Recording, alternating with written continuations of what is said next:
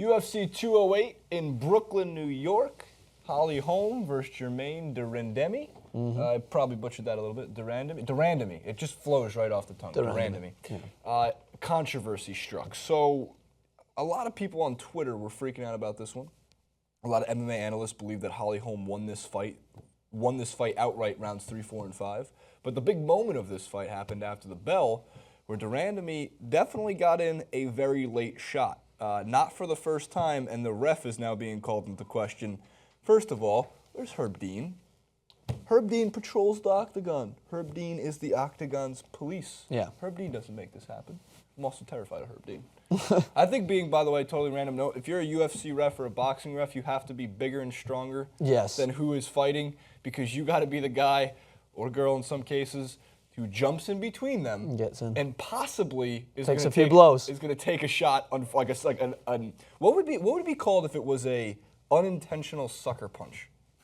I have no idea. What would you mark it on the scorecard? I think you give it extra if it was a good blow on the referee. To the ref, you give it like +1. Well, I mean, he needs to be extra cautious if you're in a fight with de Randamie, because she might land some punches maybe 5, 6, 7, 8 minutes after the fight's done. Seriously, that came late, and it was bad, and obviously everyone called it. So there should have been a point reduction, but he only gave a warning, which was not necessarily the right call there. And then later in the fight, so what really happened was de Randamie in rounds 1 and 2, strong right, powerful right. Yeah, exactly. And the elbows were working pretty well, and she was countering Holly Holm. But what I loved about Holly Holm in this one is she had she found some extra reserve in the tank. Yeah. In rounds 3, 4, and 5, she really used her kicks to distance herself, and then used that to her advantage. And then you saw her striking and her boxing. What made her so successful in the beginning of her career, and now she kind of went back to that, I would say, when she really needed to. It was controversial, Francis.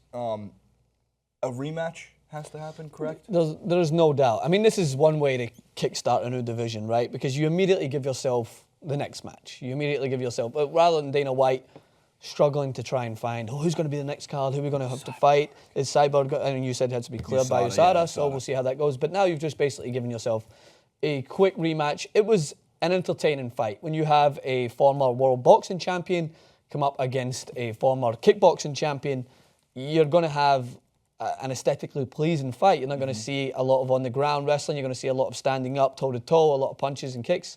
And I really enjoyed it, but I don't think justice was done. I think that there was a lot of strikes after the bell. I think that a lot of people clearly picked that up, especially on Twitter. You see the backlash. And I think Holly Holm herself, she called for a rematch. She didn't believe that it was a just and right decision. So one thing that you need whenever you're looking to start a new division, or when you're looking to kickstart any division, I think that Dana White has his eye on, is you're looking for controversy. I don't think this was set in place to be a controversial situation. No. I think it was an honest mistake. But that being said, you give yourself basically the script now for another match that everyone can come in and see, all right, who's going to be the right and just winner? And both of these fighters are going to use this as fuel to their fire. Like, for instance, Holly Holm now, she's riding the worst losing streak of her career. So she's anxious, angry, hungry to get back in the ring. And de Randamie now is going to feel the wrath of an unjust victory, which many fighters will have faced, where everyone's questioning whether or not it was the right decision. Like, for instance, even though McGregor clearly won in his second fight against Diaz, there was constant media, oh, did he win it? Did he not? Did he win it? Like, and some people, especially, and then when you look at the recent fight between Wonderboy and Tyron Woodley, you've seen how pissed off he was after it in the draw. Like, he wants to right that wrong. She won, but there's a lot of people out there questioning the legitimacy of her victory. I've always been somebody who thought that if a draw is worse than a loss. Yeah. Well, you know you're going to get your chance to fight again, which is one way out of that. And some people would say, like, how could you say a draw is worse than a loss? Just the idea of not having a decision. Sometimes it's like the end of Inception. What are you doing to us, Christopher Nolan? We got shit to do later. I love how every time Jenk references that movie, he says the dreidel still spinning. It's not a dreidel. It's not a dreidel. Jenk. It's a spin top. It's a spin top. It's a top. It's the top. Yeah. Spin top. Also, Derek Brunson. Oh, yeah, we've got Anderson Silva. Judge gave a 30-27 score on that one. That was a little strange. Anderson Silva. And by the way, so we have a clip title this weekend. Anderson Silva should retire. Win or loss was one of the things that we said during that clip. It didn't matter. He's 41 years old. And he came away with the win, so now he can technically go out on top. I don't think he's going to retire, though. I think he's going to still fight. No. So I just wanted to, clear the air on that one. But I also want to get to Holly Holm's press conference. She had some things to say in the beginning. She obviously thought she won, and I will always highlight this. You don't have to do a press conference if you lose. Yeah. They're not mandatory. I love when the fighters do. Do you think that you won that fight? I felt like she started a little strong, and I felt like I had the better of the last 3 rounds. I had her drop twice. I know I didn't do I know what my capabilities are. I know I didn't do as much damage as I wanted to do when I had her on the cage, but as far as kind of controlling the pace and controlling the fight, so yeah, the fight could have gone either way. I felt like I had 3 rounds, but I also had her rocked twice and didn't capitalize on it, and that's my own fault. So you think you won 3, 4, and 5? Yes.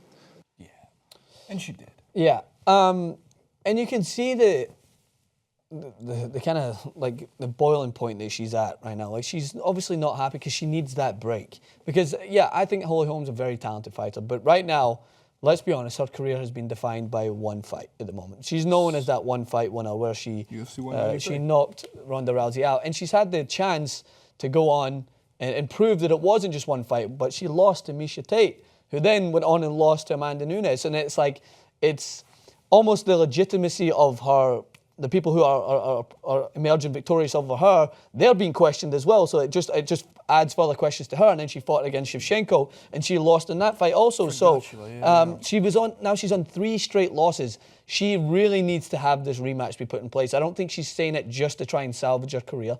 I think she's saying it from a place of truthfulness. Like, she realizes that these things happen sometimes, but that wasn't a just victory. And I think she needs this fight to happen again. She needs to right this wrong if we are going to still consider her to be one of the best women's fighters in the UFC, because she is still only defined by that one fight. That's the only way. When you ask people at the moment, have you seen, probably a lot of people who witnessed that fight haven't even followed Holly Holm since that fight. They probably just remember her as the woman that knocked out Ronda Rousey. She beat her first, and man, did she knock the hell out of Ronda Rousey. Yeah. And then Amanda Nunes did the same. That was UFC 193. I can't believe we're 15 UFCs on our way through these. We've had UFCs in New York and Brooklyn since that's happened. Yes. We've had it at the Garden. At least somebody puts on a performance at Madison Square Garden in the fighting aspect of it. Man, it all ties back. All right, comment below, like, favorite, and subscribe. What do you think of UFC 208? Cyborg's USADA USADA case is still pending. Therefore, there will be time for a rematch to be scheduled. You have to give it to her, I would think. Yep. Derek Brunson, there was almost a record amount of decisions being made in that card from top to bottom. And it was good. I thought it beat expectations. I thought that it was quieter than I... You get a nice reminder a little bit there of Anderson Silva's cockiness and his confidence combined with some technique that is just always going to be there, right? Regardless of his body doesn't want to do these things anymore, he's still going to have the confidence to try and do it when he did that dance move / twirly knee kick thing. Dude, his top 10 knockouts are some of the 10 of the you 15 best knockouts I've ever seen in the UFC's history. Comment below, like, favorite, and subscribe to the channel. It goes a long way. You can follow us on the Twitter at ChaseRoom91 and at Francis_Maxwell. And we'll be back later today with more clips.